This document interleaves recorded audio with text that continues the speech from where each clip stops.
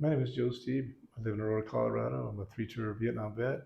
And today is the 28th of July, 2023. And your name is, I'm going to have you introduce yourself. I'm Ralph Cornwell, 5-trip to Vietnam veteran. In the beginning, where did this all start? Like, where'd you grow up at?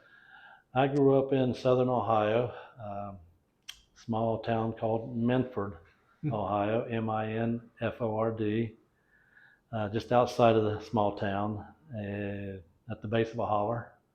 And a lot of people don't know what a holler is. Tennessee term. And I explained to them, you holler and the holler's back at you. But it was a good life. My dad, my mom, my two sisters, my brother, we all lived in well, to begin with, my sister and I, she was a year and a half younger than me, and my mom and dad, we lived in a cinder block house, 2-bedroom, a living room and a kitchen. And then we had an outhouse about 50 yards away from the house, and no running water, so the well was a good 150 yards out away from the house. And so my job was to go pump the water and bring it in so we could wash in a basin. And we didn't think about that in the in the 50s and early 60s, that people still did that. Well, we did. Yeah. And it wasn't a rich life, but it was a good life. We learned discipline because Dad wouldn't tolerate it any other way. So what year did you graduate from high school? I graduated in 1966. So you're and a year later, I'm floating with Uncle Sam. Yeah. I graduated in 65, and it was Dad's 66 in January, first cruise. Was 65, 66 there, yeah. So, and the circumstances you grew up with the outhouse and all that, man, it seemed pretty normal. It was then. In the wintertime, you had a pot to pee in. Yeah, that's right. Dad was a baker. Mom didn't work. She took care of us at home. And my dad worked long hours. He was a baker at Adams Baking Company in Portsmouth, Ohio. Mm-hmm. And he started working there when he was 13 years old. My grandpa I never met, served in France during World War I, Ira Burt Cornwell. And I never met him, but he passed away when my dad was about 10 years old. So to help support his mom, he got a work permit at 13 years old and went to work in Adams Baking Company. About a year before he passed away, I asked him, I said, Dad, tell me about your work. He said, I worked at Adams Baking Company for 26 years. He said, I hated every day of it. And you don't hear that today. No. People say, well, if I don't like it, I'm leaving. Yeah. Dad had a family to raise, and he knew it. Yeah. That name Cornwell, that sounds like it could have been like a Civil War name. Was that any relationship with the Civil War? No, I don't think so. Cornwell and Cromwell or Cornwallis, I think we're totally different. Anglo-Saxon, I'm sure, but I don't think there's any connection. When you went in, what time did you go in the service? Were you drafted? Did you join, or were you? One day away from being drafted. I ran down and joined the Navy. Yeah. We watched the numbers very quick and very close at that time because we knew our number was coming up. And all my classroom buddies, when they got drafted, they went right to Vietnam. Yeah. I said, I'll serve, that's my duty, but I want to come home alive. It was interesting when we went to Omaha. That's where we did my indoctrination after we served. The guys who were drafted, how it worked was if you joined, they had different color envelopes. They lined them up there. They say we need 4 of the Army, 4 of the Air Force, and that's how they did it. And you had a blue envelope because you joined. And that's how they took the draftees. That's where they went. Oh, wow. It was crazy. Yeah, but they... Should we still have the draft today? Absolutely. I believe we should. We need kids to grow up. Oh, yeah. I say boys and girls, just like Israel, they should serve 2 years in the military just so they could grow up. Yeah. There's no guarantees of that, but for the most part, I think if you have a discipline of some kind, that you're going to be, when you walk out of there, you're going to see life differently. Yeah, exactly. Oh, you sure do. Yeah. Yeah. Back to high school, my friends, three of us, and I don't know how the teacher found out, but we tied up one of those bottle pops to her desk in her chair. When she pulled it out, it popped. I thought she was going to have a heart attack. And she looked and said, you, and you, go to the office. Mr. Everling, he wasn't very tall, but he was a disciplinarian. Yeah. He said, who's going to go first? And I thought, let's get it over with. And I put my hands on the desk, stuck my fanny out. His first swing buckled my elbows. And then he gave me a slight one on the second one, not that hard. But I respected that man to no end. And then I knew if Dad found out, because he always said, you get in trouble at school, you're going to get in trouble at home. He got home that night and he said, okay, we got something to deal with. Oh, geez, yeah. Oh, no, it's going to be worse than Mr. Everling gave me. And it was. Yeah. He didn't beat us, but he had a paddle and he'd give it to you. I asked him, too, Dad, how'd you find out that I got paddled my sophomore year? He wouldn't tell me. Yeah. We didn't have a phone in the house. That was another luxury we didn't have until I went away in the military and Mom said, we're getting a phone. So when he's in port, he can call and let us know he's okay. So I asked him and he wouldn't tell me. But I finally figured it out years later. Adams Bacon Company, the school had their number. And they were told if anything happens, call and we'll relay the message to Charlie. And that's what happened. I know that's what happened. Which that's funny is the way we grew up, it's time for that pretty much you live in Ohio, I grew up in Nebraska. And see, those same values were the same. Yep. And the same thing, went to a Catholic high school. And my family was German. So discipline was heavy. I went to a Catholic school, same deal. I went to boot camp, same deal. So it was, and I remember some of my Army buddies, we went into the service together. When the Army came back from boot camp, we went to see Monsignor and said, Monsignor, there's something wrong. How come boot camp was easier than high school? I believe it, yeah. Oh my.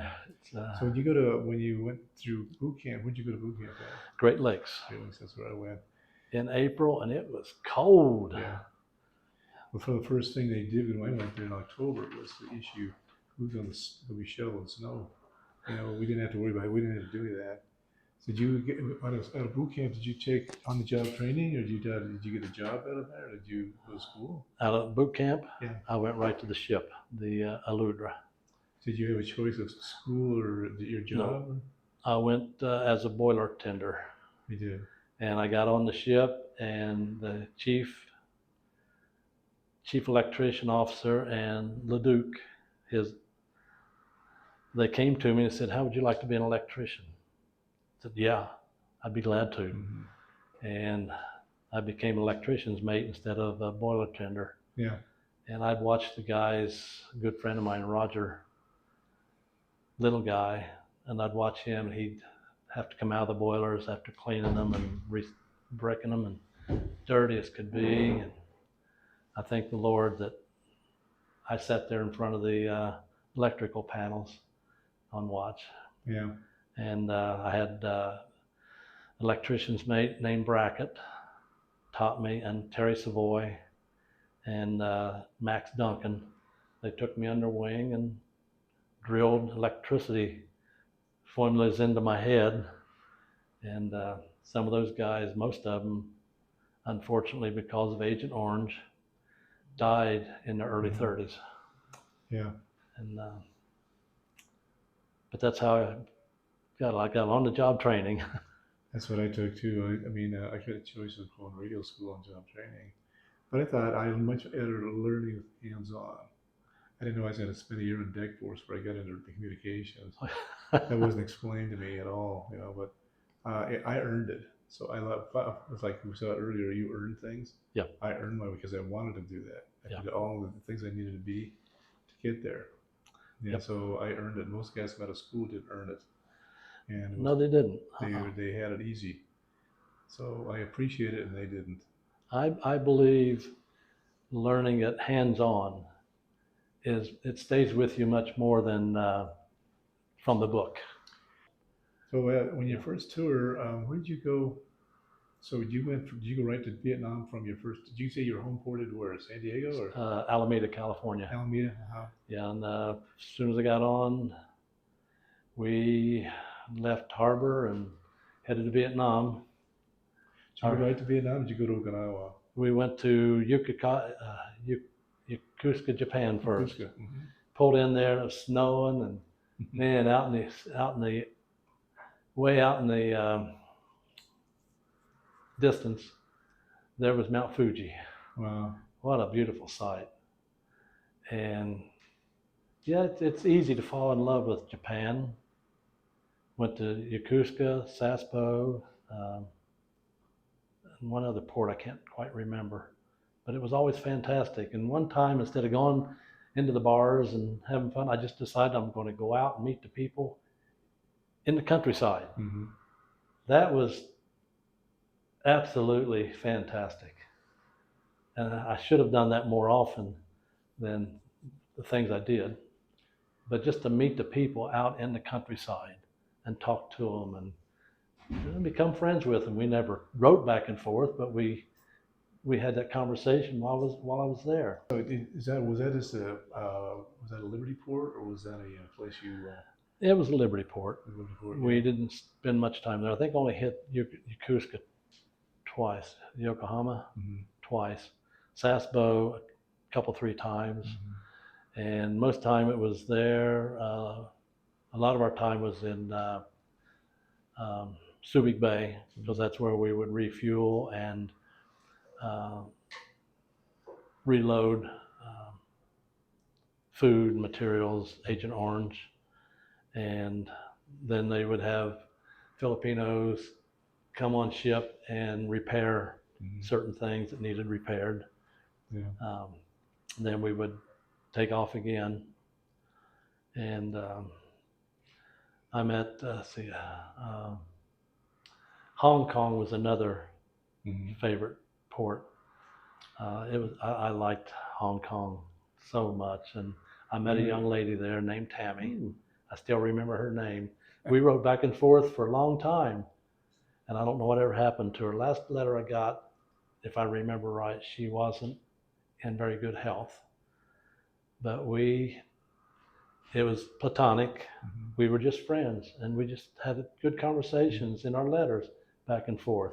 And we in Hong Kong once, some of us got together and we went from Hong Kong across the bay and up into an area where there's a softball field, and we played against the Chinese communist soldiers. Oh, really? They beat us. They beat us. But then we shook hands. We left, went down, and got the ferry back to our ship, and that was it. You know, the whole thing is it's not them against us, because we played a softball game, and it was a game. No animosity, no hatred, or nothing. I bought my first motorcycle in Kowloon. Did you? I still have it. Oh, wow. Yeah. And you talk about games, when Nixon was president, that's how he was able to get Chinese to play ping pong. Remember that? Mm-hmm. And that game alone changed a lot of things, that we could play together like that. And we think we went over there to do that. And so it changed a lot of our relationship with them at that time, Yep. You were talking about, I know you said, I know we were talking earlier about we both hauled Agent Orange. Does the term napalm sound familiar? Yes, very much so. We experienced that during the Tet Offensive. We were about 3 miles off the coast of Vietnam, and it was night, but it lit up like daylight. The bombings that took place during that time, and later we got word that over 10,000 Vietnamese Viet Cong were killed in that Tet Offensive, and that napalm was used at that point in time. Explain to them what napalm is. To me, from what I know of it, it's kind of a gas bomb that when it explodes, it just destroys, almost like the atomic bomb. Is the closest I can come to explaining what a napalm is. It's like a giant Molotov cocktail. Yeah. And see, between that and Agent Orange was a chemical. Mm-hmm. Napalm was gasoline. Yeah. Yeah, I've seen it. I've seen them do it, and it's just unbelievable. And the problem is, a lot of our own guys got nailed with it because a lot of that stuff was sent in the air. Yeah. So when it traveled. So a lot of them got fried, and our own people got fried because they were off base. They were off target. My understanding is a napalm doesn't explode when it hits the ground. It explodes a few feet above the ground, right? And then it just plastered. Yeah. Well, the idea was to get rid of the foliage. Yeah. And fry whoever's underneath there because it wasn't a chance to get out from underneath that stuff. Yes. So now was that your first? That was your first tour? Then I mean, you said you made 5 tours, all the different ships. 4 tours on the Aludra, and every time we went on a cruise, we hit a typhoon. Mm-hmm. I went through 4 typhoons on the Aludra, and I would go up on the deck, not on deck, but up in the control tower. Mm-hmm. And we would go down and the whole front of the ship would sink under the water, and then it would come up and go down and up, and we'd wave side to side. And I'm sitting in the mess hall one day, and I look out and there's nothing but water. And later I found out we hit 50 degrees. Yeah. And if you hit 51 degrees, you're gone. Oh, that close. Yeah. And then on the Matako, that was my last cruise for 7 months. We went from Guam, towing the largest section of the dry dock at that point in time. Mm-hmm. The cable was big, and it was about 200 yards behind us, towing that dry dock. We hit a typhoon. We sat there and we weaved and bobbed for 3 days and didn't move 1 foot. Mm-hmm. Our sleeping quarters were soaking wet. Oh, and they said, don't go out on the deck. Well, you don't tell people not to go out. You know, us guys, you don't tell them to go out on the deck. So I tied a rope around my waist and I went out to get some pictures. Mm-hmm. I didn't make it. But, you know, they tell you not to do something, you're more than likely going to do it.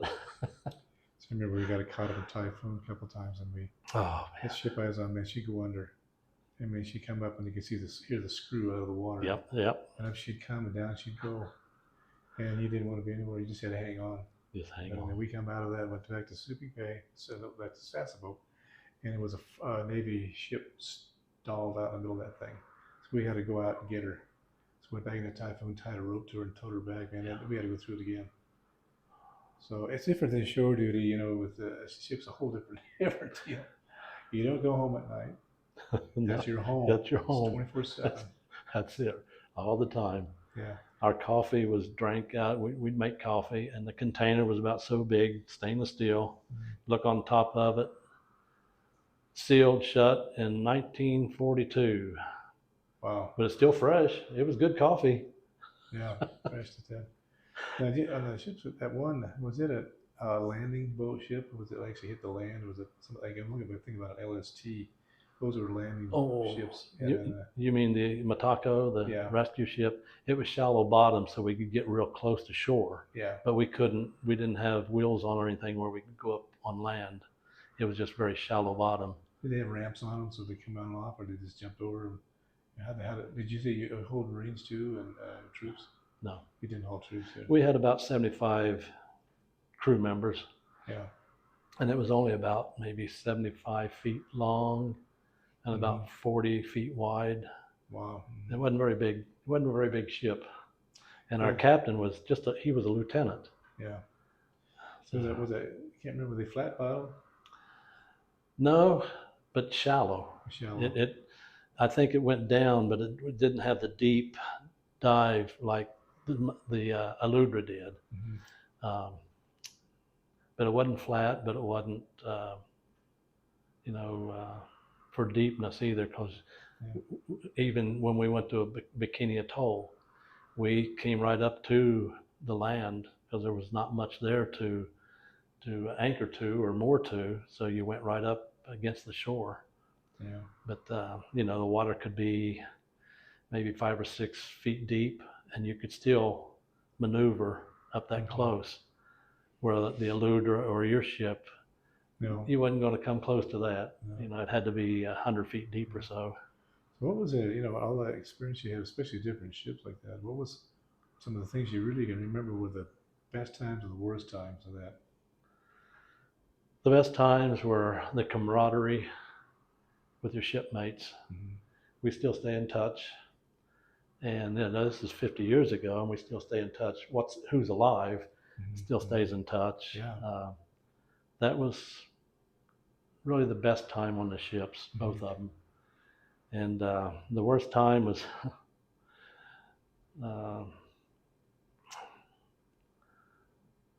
on the Matako once.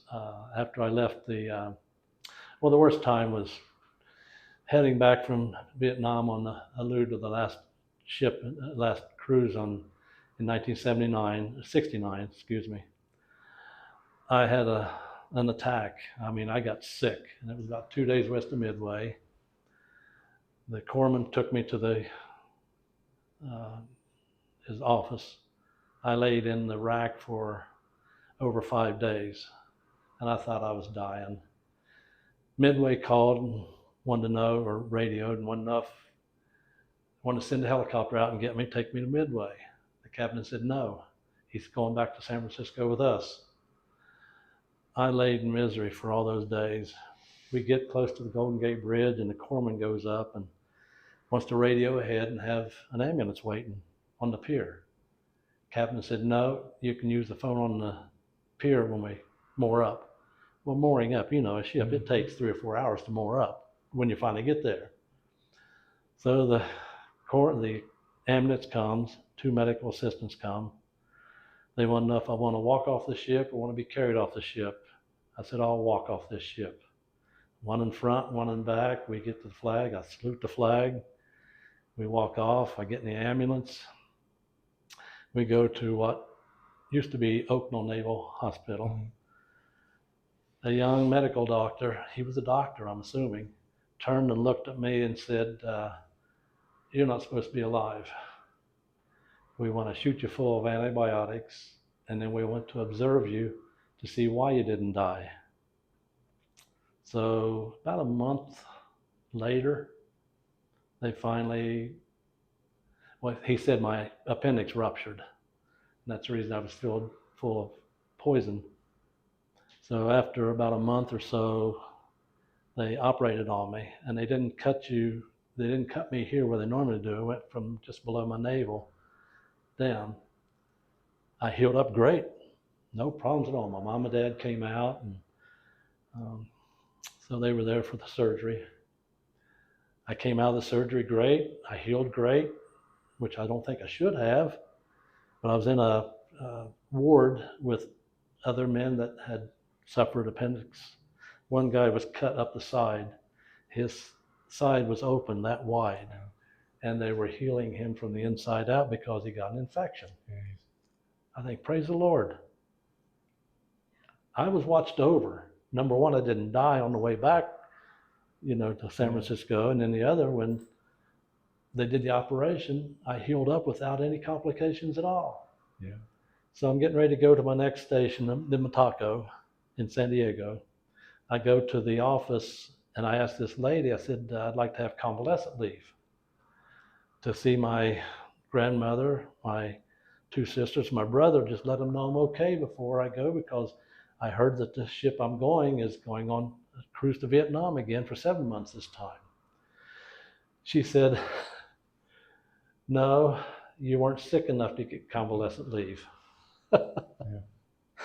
I about fell over. Okay. So I get to the Matako. I decide we're going for 7 months. I'm going home. I never thought I would go AOL or AWOL or whatever you call it. I went home. I spent a couple of days there. Fortunately, I got a flight back, and I got back to the ship the night before we left the next day. Mm-hmm. I found out there's 5 of us that went. 4 of us came back. One never did come back. I don't know whatever happened to him. Yeah. But we couldn't have captain's mast Yeah. because a lieutenant, we have captain's mast. What's he going to say to the uppers? And they're going to say, you can't control your ship. And so he would lose his ship. So he called each one of us in individually, and he disciplined us. I got a suspended bust, I got suspended pay, and I got restricted to the ship for 5 days. Well, we're out to sea. It takes 5 days to get from San Diego to Hawaii. We get to Hawaii, I go on liberty. Yeah. Those are the 2 kind of the worst things that ever happened on the Explain ship. to what a lot of people may not know what captain's mast is. Because usually most ships they have XO. If you've got an XO, see the XO, then if you don't pass the muster there, you go see the old man. Yep. So tell them what captain's mast is. Captain's mast is the worst of the worst. You stand before the junior officer, the XO. He drills you a good one. And then you go to the captain. The captain's mast is when your penalty is dealt out. And you may end up with jail time. Yeah. Period. Yeah. It could be a short time. It could be 6 months. It could be a year.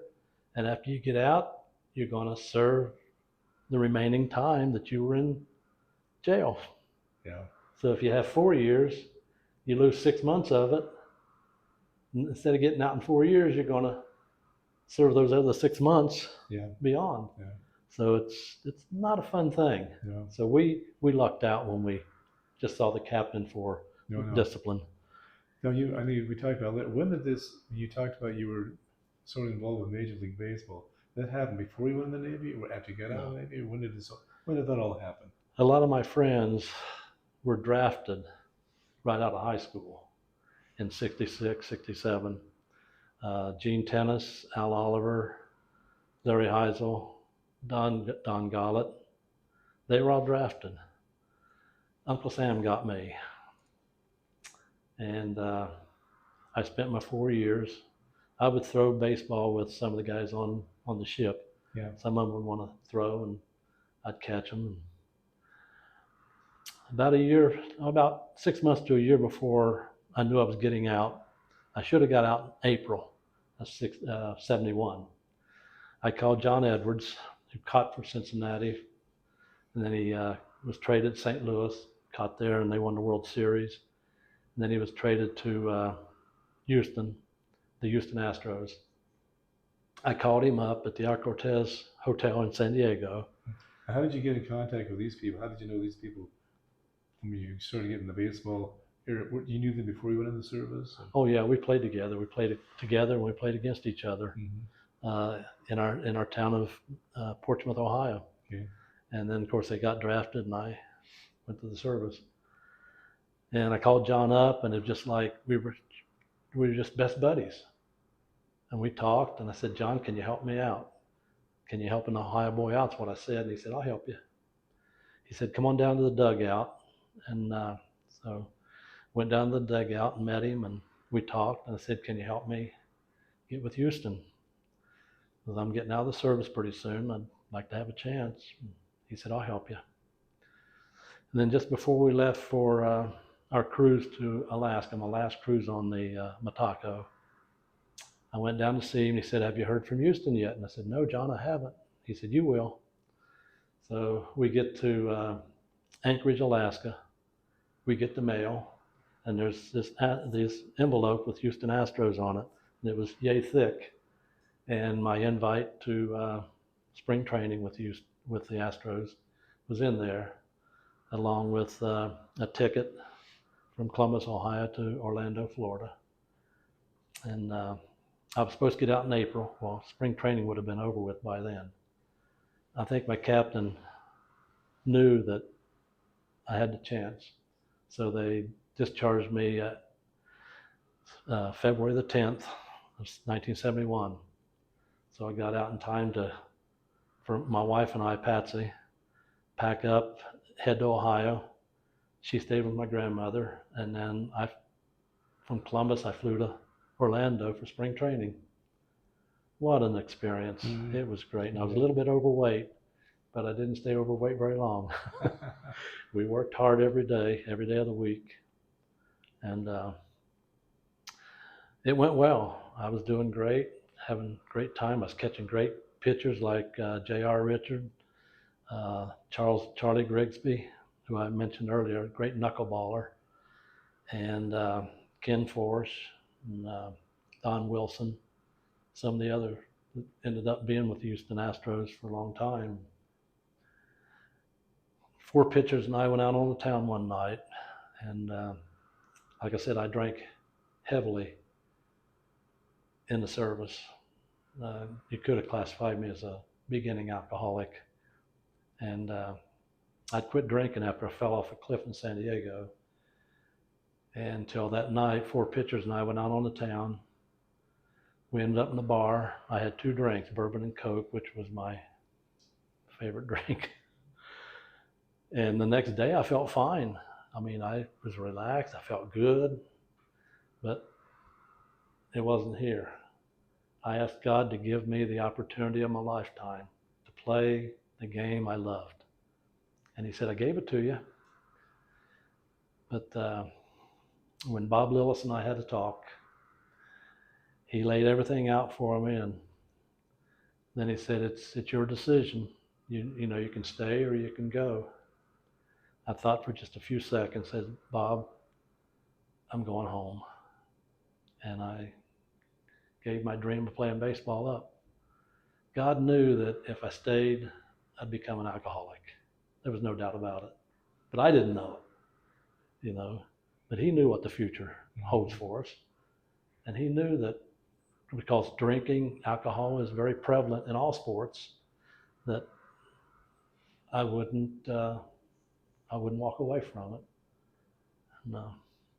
So I went home, went to college, got my degree in physical education and health, became a teacher, started out in the TMR school, trainable, mentally retarded, Down syndrome, cerebral palsy, great kids. And after 3 years, 3 months there, the middle school principal, Mr. Chadwell, called me, and I still to this day call them Mr. and Mrs. Teachers I had in high school, I still call them Mr. and Mrs. or Coach. You know, you don't call them by your first name. And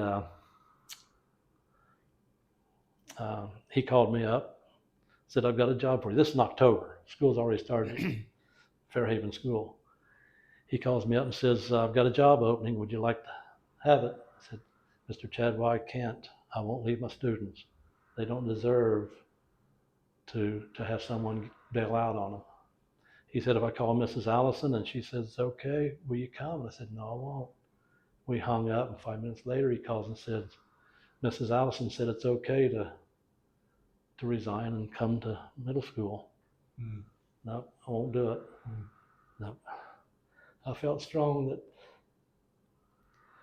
these kids are mine. They don't need to be neglected. Yeah. I stayed the year. He called me up next summer when school was out. He said, I still got the opening if you want to come to the middle school. And I said, I'll take it. But I wouldn't leave the kids in the middle of school. It's not fair to any kids, whether it's Down syndrome kids, cerebral palsy kids that don't know what day it is sometimes, to know that someone walked out on them. And I wouldn't do that to the middle school either. Nope. That's just the way I was brought up. I'm sorry, I'm getting a little teary-eyed here, but I had a good year. After my mom passed away, we moved to California a year later. Well, I took the family to California. I stayed and taught one more year. After that year, then I moved to California and tried to get an education out there. And oh, what a joke that was. Ohio and California has reciprocity, which is if you enjoy the same privilege in Ohio, you enjoy the same privilege in California. Well, when I went to get certified, he said, yes, we have reciprocity, but you have to take the CBEST test. You're going to have to take classes. You're going to have to do this and that. And I said, well, that's not reciprocity, is it? He said, well, no, it's not. And I started teaching at a special education school, trying to get my CBEST passed and take classes. I went to Sac State, and this professor, she said, well, you're going to have to take 7 classes that you've already had. I said, well, I've already taken them. I showed my proficiency in them. Yeah, but they're 7 years old. You got to retake them. And then it was this, and then it was that. And then she said, oh, you're going to have to take a test on the Constitution or take a class on the Constitution. I looked at her eyeball to eyeball, and I said, I raised my hand at 18 years old. I swore to uphold and defend the Constitution. That still stands today. Mm-hmm. And if I have to do that, I'll never teach in this state. And I got up and walked out. Mm. And to me, the Constitution lives today. When you give that oath, not like Congress people and the president, it's for show. Our swearing isn't for show. Mm-hmm. It's for life or death. And that's the way we take it, and I still take it today. That you're not going to mess with my country if I can help it. But anyway. Well, that's it. See, the thing is that that loyalty, it's really hard to put that in young people's minds nowadays. You want to protest everything. And I think for me, gratitude is, again, like one way I was raised. I'm still that way. And it breaks my heart to see this country where it's at. Now, do you have, personally, through all these things you've done, especially in the military, do you have any regrets of anything you wish I don't know about this. Do you have any regrets about any of this? I wish I'd worked harder. I wish I'd stayed away from alcohol, mm-hmm. and been more observant of things around me, mm-hmm. getting to know people from other countries more than I did a couple times. Mm-hmm. And I have some regrets. I think we all do. And but one regret I don't have is I bought a car, 64 Chevy Impala, 2-door. I had my mom send me my savings bonds, mm-hmm. to buy the car. I went on a blind date with one of my shipmates. He met these 2 girls, and she was supposed to go with another guy, but he had duty and couldn't go. So he asked me if I could go. So I said, yeah, since I've got the car.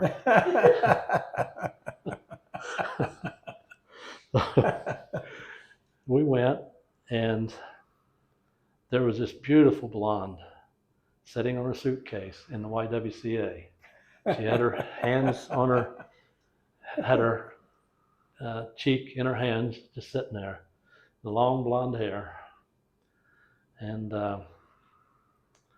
we packed up their stuff in the car and took them to an apartment they were renting. And we started dating. And this was in May, I believe, May or June. June, July, August. Yeah, I think we met the early part of June, and we dated, and we ended up getting married 3 months later in August.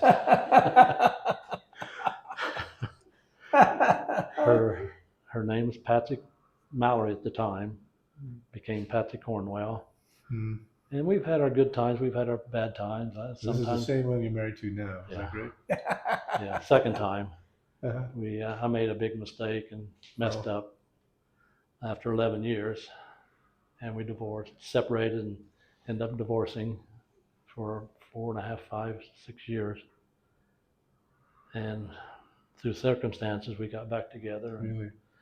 We've been married, and sometimes I wonder why she even gave me a second chance. And Yeah. I haven't been the greatest husband. I'll be the first to admit that, and she would be the first to second it. Yeah. But you know, we're still together, and that's what matters, and we'll be together. There's no change in that. How many children did you have? We have a son and a daughter. Son is 50 years old. We took him on a cruise for his 50th birthday, a surprise cruise. That was hard to keep secret. And then our daughter is 4 years younger than Chad. Our son's name is Chad, and our daughter's name is Sarah. And both of them are teachers. He teaches in Florida, and our daughter teaches here in Parker, or in Castle Rock. And they're very successful. They're doing very well. And I have 3 grandchildren. Sarah has a boy, 14 years old, Dominic. And then the twins, a boy and a girl, Preston and Sorica, 12 and a half years old. And, so, as we were talking about values earlier, do you see the values in them that you taught them, or they've changed things, or it's not like it was when you grew up with them again? Are they different? It's different. Yeah. How was it different? Yeah.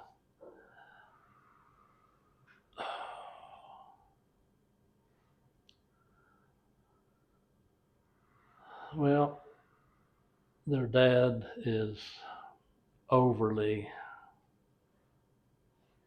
disciplined. My daughter and he finally divorced because he's a narcissist. If you know what that is, very evil person. And when they would get into a fight, or he would pick a fight with my daughter, the kids had to sit and listen as he would berate and tear my daughter down. Till one night we went over and we got into, he started to attack my wife, and I stepped in. He grabbed me, and I don't have good balance because of the neuropathy in my legs. I went down. He's on top of me, cussing me out, this and that. A few months later, she filed for divorce, and I seen a big change in her and the kids both. They're more relaxed, more talkative, easygoing. Yeah. But he is more of a disciplinarian. My daughter is more lax. And so they get away with a little more with her than they do with him. But the good thing is that they're not together in the same household.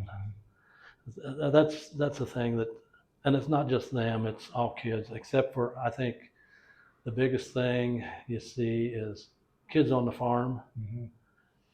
They have more discipline, more work ethic than city kids.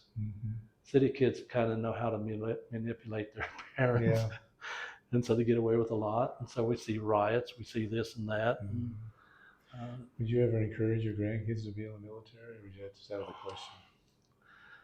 Nope, I never encouraged them. I never encouraged my son. Yeah. I did it. If you want to, I'm not going to discourage you.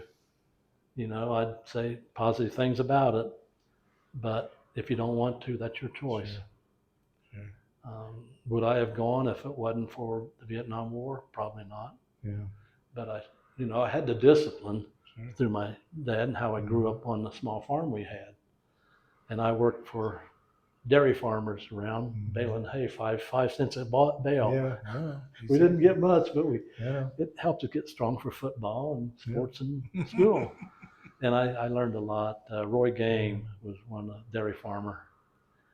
And I was talking to him one day, and I said, I think I'll be a farmer. He said, don't be a dairy farmer. Why? You're married to those cows. Every day, 7 days a week, you're married to them. He says, I won't even go on vacation because I won't even leave my cows with my brother. They're mine. And that I know their routine. And so I never became a farmer except for our little 13-acre farm. If you had to do all over again, would you do the same thing? Would you change things? Oh man, if I don't, you can always say if I would have, or if I, but you didn't. So, but if you really had to lay this thing out again from the day you got into the service until now, would you have changed anything? Oh, yeah. Yeah. There's a lot of things that have changed. Growing up, I would have worked out more to be stronger, to be able to hit home runs. You did with your wife. I did, yeah. That's one of the best home runs I ever hit. Yeah. But there's a lot of things. I think we all look back and we say, yeah, if I had it to do again, would I want to go back and live to be 18 years old again? No. I read a book, Tuesdays with Maury. Maury was dying of cancer with ALS. And one of his students, Mitch Albom, who at the time was in Michigan, and I don't like to mention that name, it's usually that team up north, or that place up north, because I'm a Buckeye. Well, be a Cornhusker down here. Cornhuskers are fine. But I lost my train of thought. Do you think that as far as the I would, yeah, there's things I'd change. I would have, worked harder. Sports came easy to me, so I didn't apply myself as hard as I should have. I was first string in football from my freshman year up through my senior year. I was starting catcher from my freshman year to my senior year in baseball.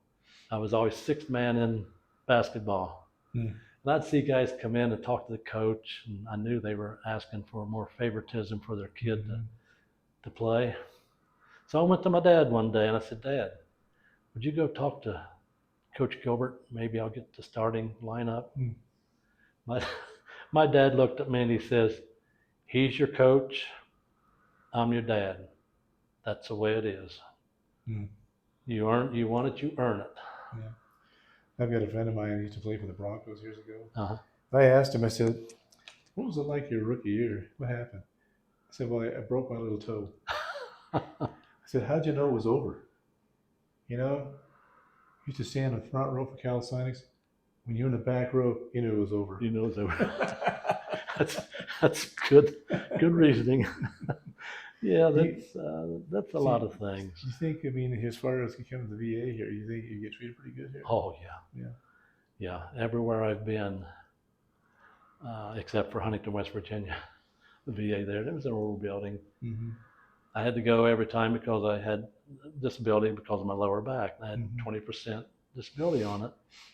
I go and this doctor walks in and he's fat. He walks in and he looks at me and he says, there's nothing wrong with your back, you're just fat. I thought, I wanted to say something so bad. I kept my mouth shut though. Yeah. 2 months later, I get my disability thing and I'm cut from 20% to 10%. Oh, yeah. Yeah. And I just rolled along with the ball. No, so be it. What case sera, sera. And down through the years, I've been to Cincinnati VA. I've been to VA clinic in Columbus, Ohio. And they did things through the Ohio State University, being so close. And then McClellan Air Force Base, my primary doctor there, and I can't get her name right, Beamsteffer, little gal, vegan, and she would always be on me about my weight and you need to do this and that and everything. But great woman, great doctor. And Mather, the old Mather Air Force Base, the hospital there, and then here. And everywhere I've been has been, I tell people all the time, I was just a third-class electrician's mate, but they treat me like I was an admiral. I mean, that's how I feel when I come in here. They bend over backward to help you. I've had open heart surgery here. Wow. I've had knee surgery. They farmed it out to a place on Lincoln Avenue. And my diabetes, my eyes. Did you ever have a connection with Agent Orange at all? Were you ever diagnosed with that? Yeah. The diabetes was the main culprit. And I started developing the diabetes in around 82. So shortly about little more than 10 years after I got out of the service. Dr. Knorr, my doctor at the VA clinic in Columbus, Ohio. Mm-hmm. He started me out on the little blue pill, the sugar pill. And, excuse me, Dr. Kanor from India. Oh, yeah. Great man, I tell you what. He and I would have some great talks, and he told me once, he said, I'm going home to visit my family in India. And I said, well, how long are you going to be gone? He said, oh, a month to 2 months, depends. I said, well, have a great time and enjoy your family. Mm-hmm. He comes back, and I have an appointment with him, and we sit down and talk. And I said, how was your visit to India? He lays it all out to me, how everything went. We just had a great relationship. Mm-hmm. And he told me once, and I've never had a doctor tell me this before, he said, I made a mistake with you. I would argue with him about not going on insulin.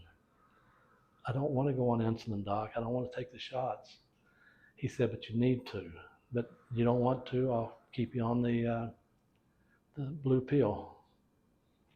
So one day he said, I made a mistake with you. I should have, when you argued with me about not wanting to take the shot, I listened to you when I should have said, no, you're going on the insulin shot. But he was fantastic. And I've had doctors like that through the VA all along.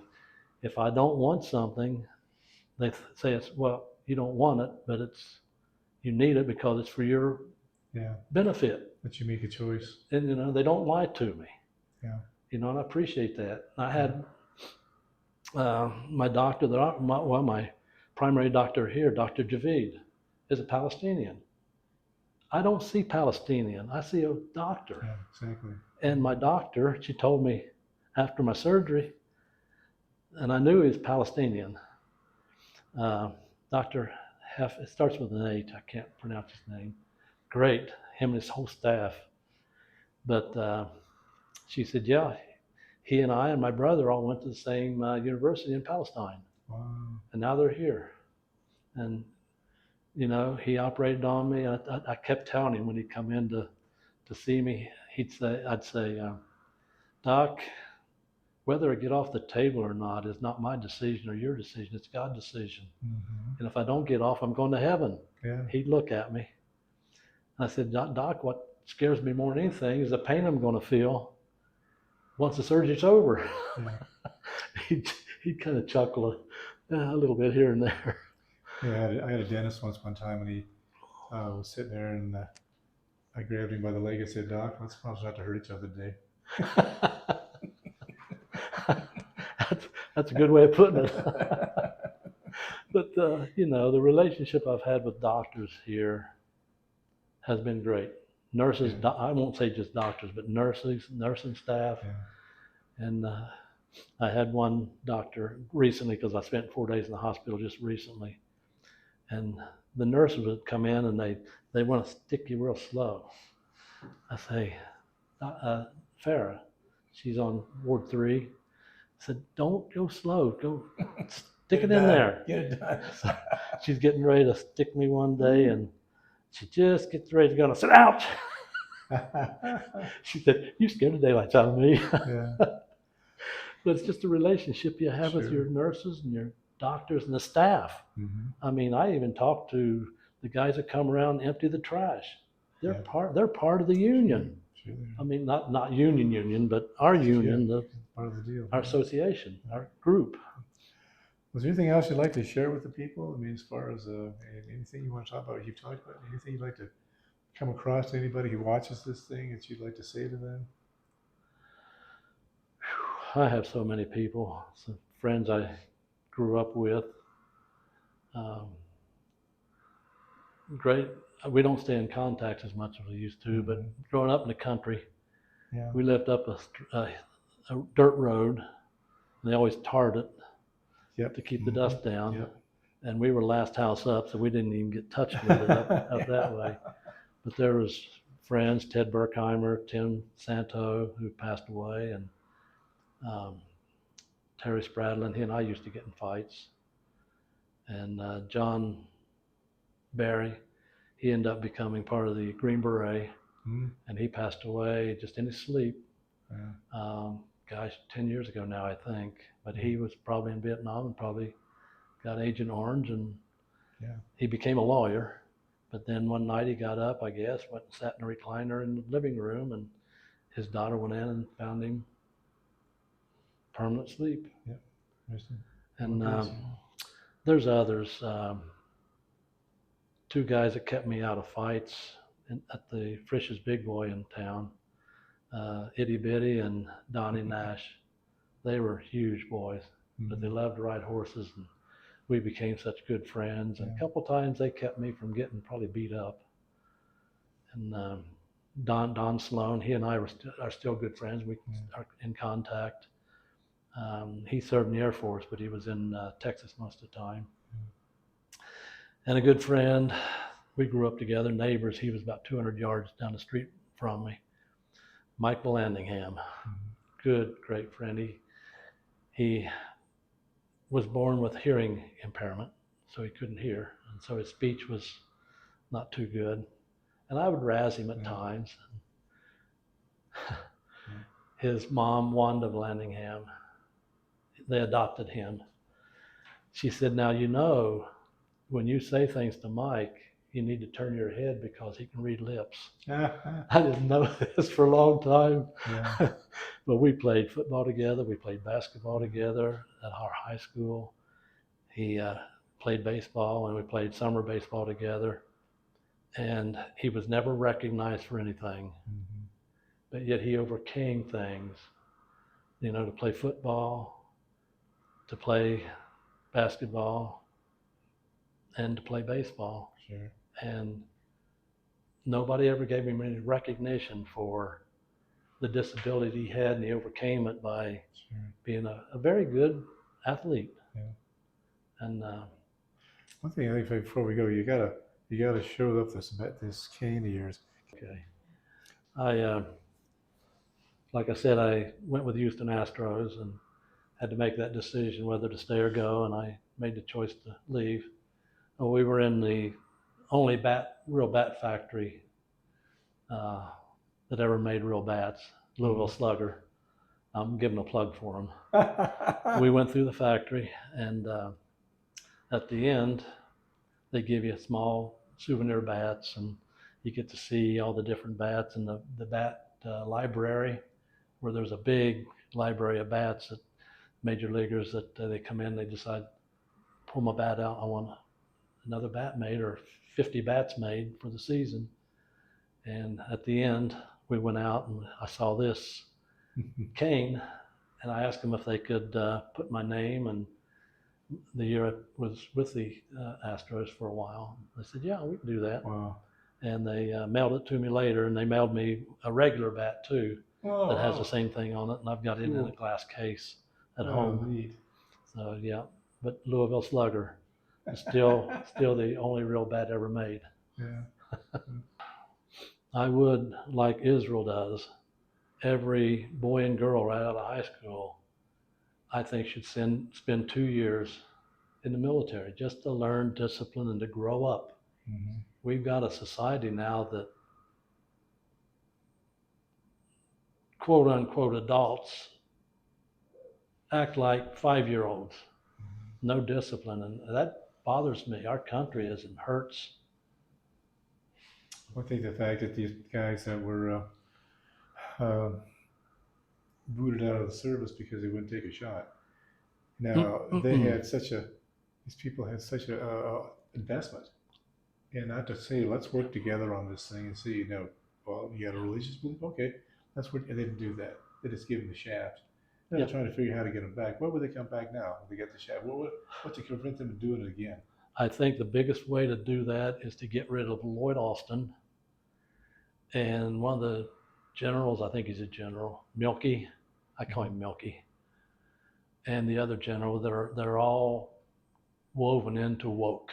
Yeah, we don't need woke in our military. We need strength, and we don't have it right now. No, and I don't think I'd want to be in the military right now, to be honest with you. I don't think I could handle it the way it's handled. You know, everything is they telling you. I know even like I was on an aircraft carrier, I know if the woman gets pregnant, she wants out, well, she can get out, and then the old man takes the heat for it. Mhm. It's not, I mean, come on, an aircraft carrier's got 6,000 people on it. Yeah. Things, it's like a city. Things happen. I mean, I don't Yeah. care what you think. You're out at sea for 9 months at a time. What do you think? You know? You become camaraderies. Yeah. You know, when Patsy and I got married, I didn't have the money for a marriage license. Mm-hmm. My best friend, Lorenzo Jones, who was black, but I didn't see him as black. Mm-hmm. He's my friend. He's still I don't know where he is now, whether he's even still alive, but he was my friend. Mm-hmm. And we drank together. We went out on the beach together. We did things together. And when he knew I was getting married and I didn't have the money, he gave me $5. And I never did pay him back. He didn't want paid back. He said, "Here, this is my wedding gift to you." You know, and contrary to what the uppers say, when you're in the military, you're not black, you're not white, you're not Indian, you're not Filipino, you're not this or that. You're my buddy. Mm-hmm. You're my six. Mm-hmm. You know, and that used to be that way until in the last few years. You know, I know when I was in that service, you know, because some of our officers came out of college, you know, so they really didn't have any background. The smart ones knew not to jump in and put you around. Smart ones intermingled with you. Smart ones Yeah. are the ones you met on the beach and partied with them. Yeah. Because then you got to know each other. Got to know It each didn't other. mean you had an advantage on them, but they learned from you. Yeah. The smart ones listened. Mm-hmm. The ones who didn't. And those are the guys you worked with and trusted. Those guys made decisions for you. You know they're looking out for you. Yep, because I know if they're going to send me into something, they're not sending me in just because I'm a piece of meat. Yeah. They're sending me in knowing that you may not come out, and it weighs on them. It weighs on them. Mm-hmm. But because they got, like you said, they got to know you, and you're a camaraderie, you're a comrade of theirs. You're friends with them. You can be friends and still have a lieutenant or a JG or a captain. They would never ask you to do something that they wouldn't do. Right. Because then you were, you know, that I respected more than anything. Yep. Because I wouldn't expect them to do that. I expected them to know that they had you. Something went south, they were behind you, and they're going to stab you in the back. You know? Yeah. Admiral Zumwalt, Admiral of the 7th Fleet at one time, came on the Aludra. Why? We're just a supply ship. He came on, they put his flag up, he went around and he did some inspections. He came down to our quarters, he took his jacket off. He rolled his sleeves up and we didn't know what he was doing. He said, "Boys, come here." We went into the head with him, restroom. He said, "I'm going to show you how to clean this tile." He got down on his hands and knees with a brush and he started cleaning the tile. He said, "This is how it's done." He showed us that I don't care if I'm an admiral or what, I'm part of you guys. Mm-hmm. And that impressed me. And then he got up, rolled his sleeves down, put his jacket on and went on.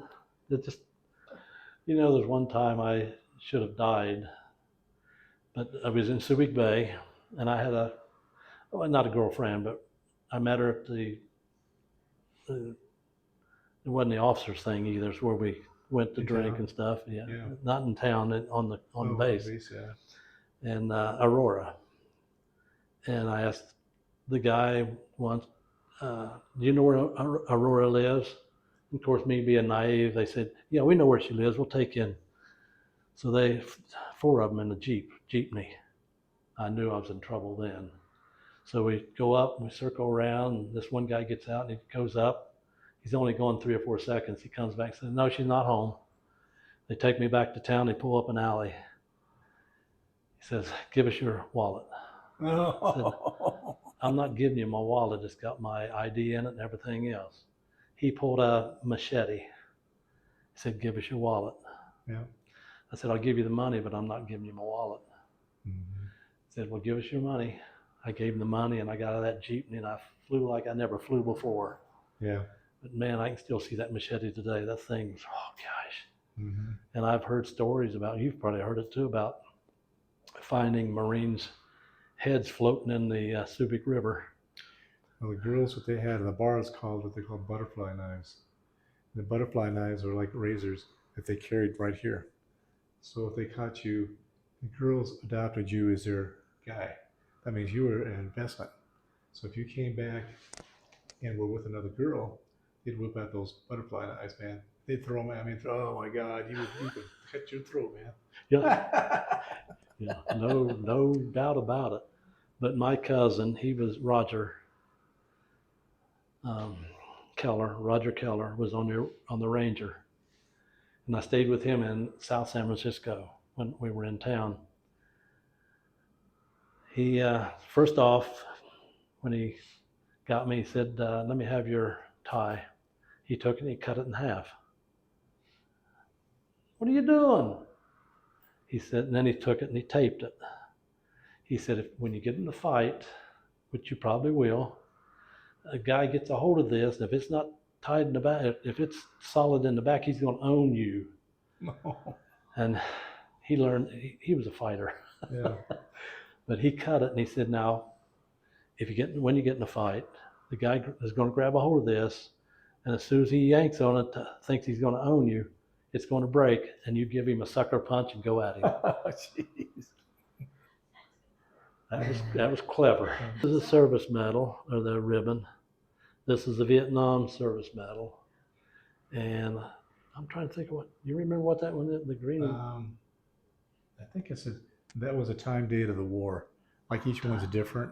Yeah. It said Vietnam, it should be the time frame from 1963 to 72 or 73. Yeah. That's what that was. At the time, it wasn't completed because they just put the first date on there. Yeah. So that was what the time of the war you were in. Even in the yellow and black was Vietnam. Yeah. And then the one on the left is the service medal. Everybody gets. Everybody gets that one. Yeah. So. I remember that one from above that. What did you have? You had that one. I mean, I had that one. Yeah, you had that one. Yeah, the Vietnam. I did not do overseas. No. When 9/11 happened, I said, they asked, because I was pretty much close to the end of my time, and so they said, hey, San Jose, you want to go over there? And I go, well, do I have a choice, Master Sergeant? I mean, is this a question, or just asking just to ask? Uh-huh. And they said, oh no, you can have a choice. I said, oh well, if I have a choice, I would prefer not to go, if that would be okay. Mm-hmm. I go, but if you need me to go, I'll go. And he goes, well, no, What would you have been? Would you have been Afghanistan or you'd have been Iraq? What would you have been? It would have been Afghanistan. Yeah, Afghanistan. most of my brothers, because 9/11 happened while I was in, so the first place everybody had to do first was Afghanistan. You took guys over there, don't they? They Pardon? haven't brought some of the civilian homes yet. Some of the civilians are still there, aren't they? Yeah. What a screw job. See, that's what I mean. You don't know what the hell you're doing. Yeah. No, they definitely, they basically shipped them out there and then just had them all hang out in the desert. Oh, just jeez. doing their MOSs. Basically, because it was air wing, so they were doing support and stuff like that. Mm-hmm. Whether it be ground-side equipment or whatever the case was. As far as So, but I think there's still some civilians still there yet. They never got them all out of there. They haven't gotten, It's just, why? How stupid is it? We could negotiate that. I mean, well, we got, I mean, that's a I'll keep that to myself. I know. I do think that was interesting though, that it was still there. We don't leave people behind. We don't leave ours behind. We used to be that way. I used to, yeah. Until recently, and I won't get into that. Is that still on? Yeah, we could stop. Okay, keep it going. I got one last thing I want to say. Okay. It's either Pete Hasek or Joey on Fox. Can't think of his last name now, Joey. He's on there a lot. They've lost legs. He made comment once. He said, people come up to me and say, thank you for your service. And I always said, well, you're welcome. Until he said this. People come up to me and say, thank you for your service. And he looks at them and says, thank you for letting me serve you. Mm-hmm. And that's what I say from now on. Yeah.